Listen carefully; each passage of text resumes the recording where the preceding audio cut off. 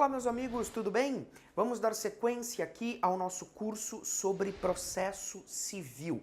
Nós estamos trabalhando a nossa playlist sobre fase ordinatória. Estamos analisando mais especificamente a fase de saneamento do processo. Nesse vídeo, nós vamos conversar sobre algumas particularidades, algumas informações adicionais sobre o saneamento, como, por exemplo, o pedido de esclarecimentos e a possibilidade de saneamento compartilhado. Não saia daí, que eu volto já já.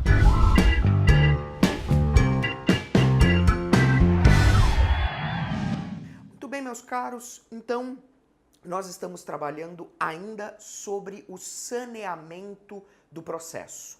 E é muito importante você saber que o novo CPC, ele alterou alguns pontos relativos ao saneamento.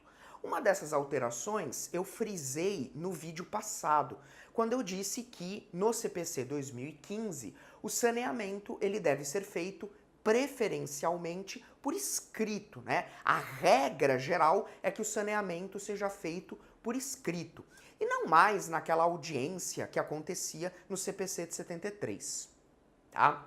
Além dessa mudança extremamente importante, né, nós temos algumas outras peculiaridades que eu quero trabalhar com vocês agora. Então vou chamar a nossa lousa para sistematizarmos as informações. Muito bem, meus amigos. Então agora nesse vídeo, continuando a tratar sobre o saneamento do processo, existem algumas particularidades que eu quero conversar. A primeira particularidade, né, seria esse tal pedido de esclarecimentos. Pedido de esclarecimentos. Uma regra, uma possibilidade que se encontra no artigo 357, parágrafo 1º do Código de Processo Civil, ok? Pedido de esclarecimentos, né? Primeira coisa que você tem que saber, não é recurso. Isso é uma daquelas pegadinhas. Parece, mas não é. O pedido de esclarecimentos, previsto no artigo 357, parágrafo 1º, ele não é um recurso, tudo bem? Eu digo isso porque ele se assemelha muito aos embargos de declaração, tá?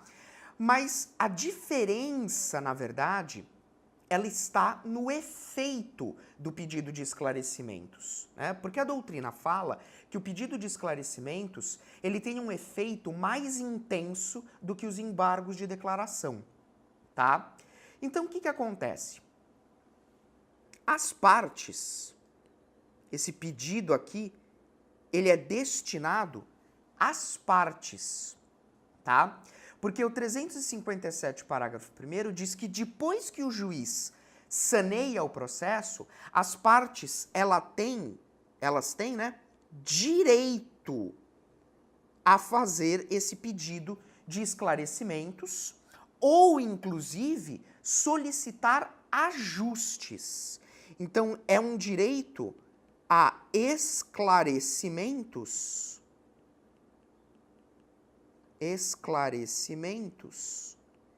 e também ajustes. As partes elas podem pedir para o juiz realizar ajustes no saneamento, tudo bem?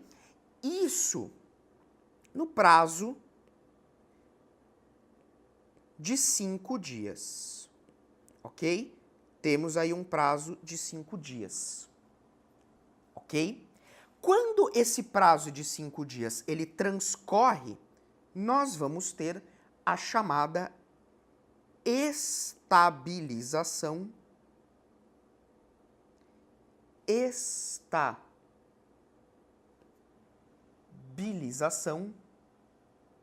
ok, do processo. Estabilização do processo, ok? E essa estabilização do processo, ela é importante porque Aquilo que não estiver no saneador não será objeto de sentença. Isso é muito importante. O que não estiver no saneador não será objeto de sentença. Ok? Lembrem-se, o saneamento ele é um verdadeiro divisor de águas dentro do processo. Nós estamos em um momento crucial, ok, do processo. Agora, feito o saneamento, passado o prazo de 5 dias, o processo se estabiliza. E aí sim, o processo está pronto para a fase instrutória, para a próxima fase, onde nós vamos ter a produção de provas. Tudo bem? Uma segunda particularidade que eu ainda quero falar sobre o saneamento é a possibilidade de convenção processual. Convenção processual sobre o saneamento, tá? Uma possibilidade que você encontra no artigo 357, parágrafo 2º do CPC. Tudo bem? Nesse caso aqui, no 357, parágrafo 2º, nós temos um negócio processual. Nós temos um negócio processual típico. É um negócio processual típico. Por que típico? Porque está previsto na lei. Tudo bem? Está previsto na lei. Então as partes elas podem apresentar ao juiz um saneamento feito por elas. Olha só que interessante. As partes, autor e réu, eles fazem um acordo, eles fazem uma convenção, um negócio processual e submetem esse negócio processual à homologação do juiz. Então, as próprias partes delimitam as questões de fato e de direito, tudo bem?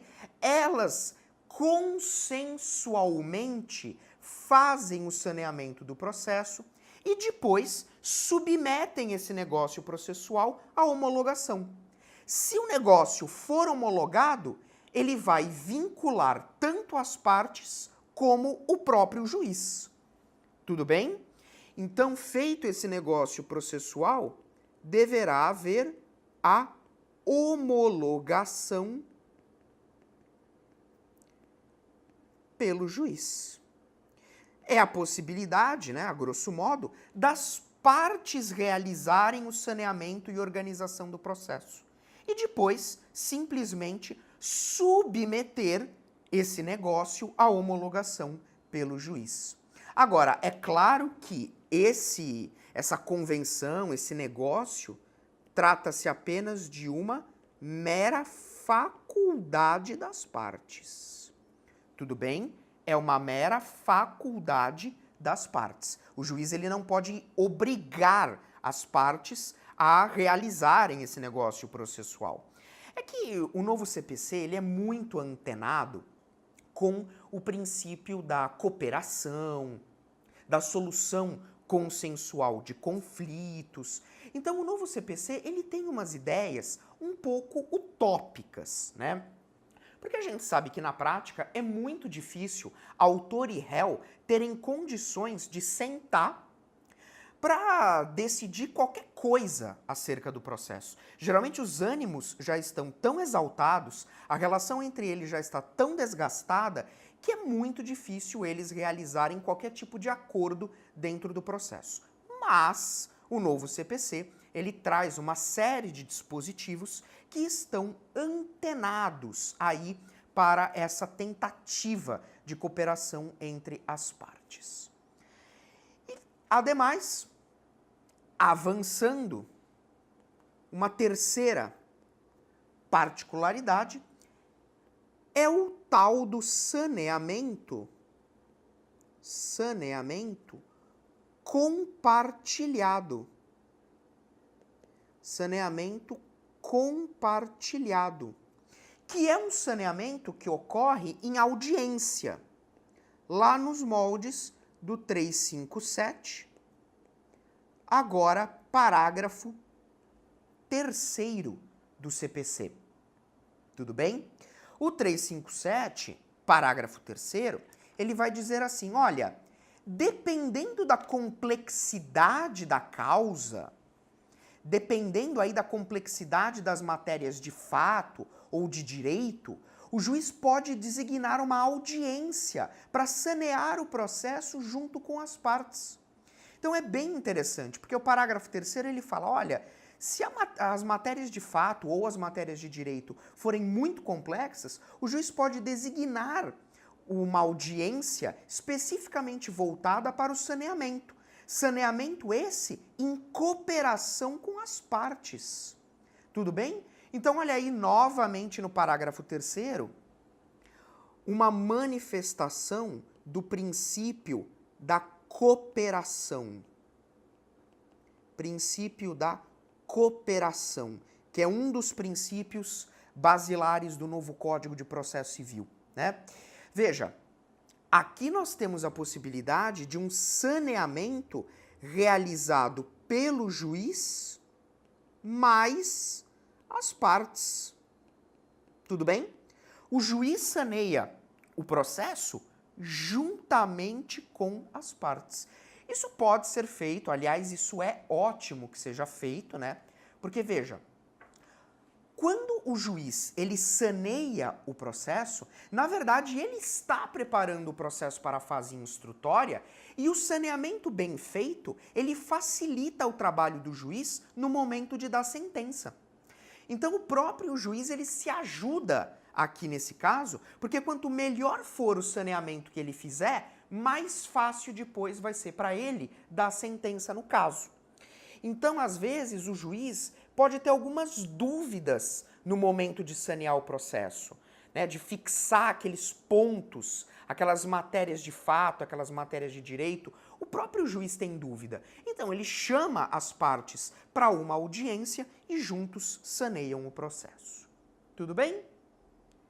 E, por fim, quarta e última peculiaridade que eu gostaria de falar é sobre o prazo entre audiências, né?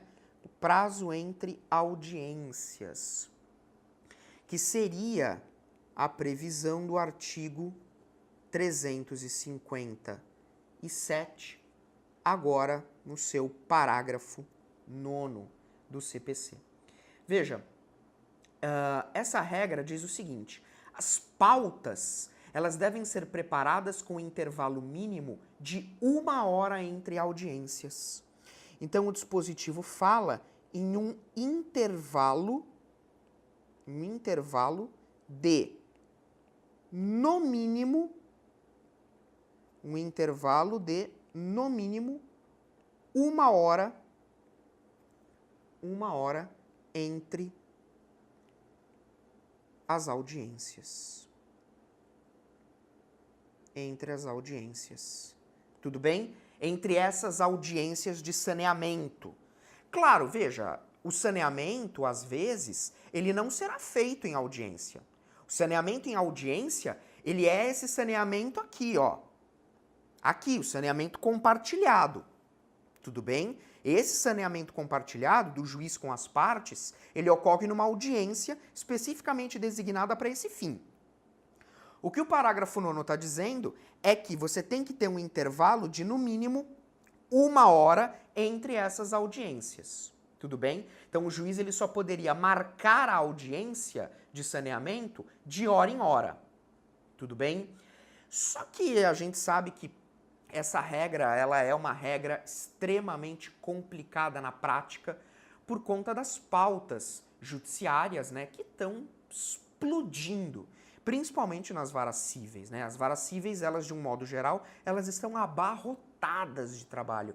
Então, algumas regras do novo CPC, trazidas pelo novo CPC, são algumas regras que destoam da realidade prática do Poder Judiciário brasileiro. Aqui o parágrafo 9º, ele é uma regra muito difícil de ser seguida, mas É uma regra que deve ser conhecida para fins de provas e concursos. Por isso que eu estou trazendo aqui para você nesse vídeo, ok? É uma regra bem tranquila, não há grandes peculiaridades.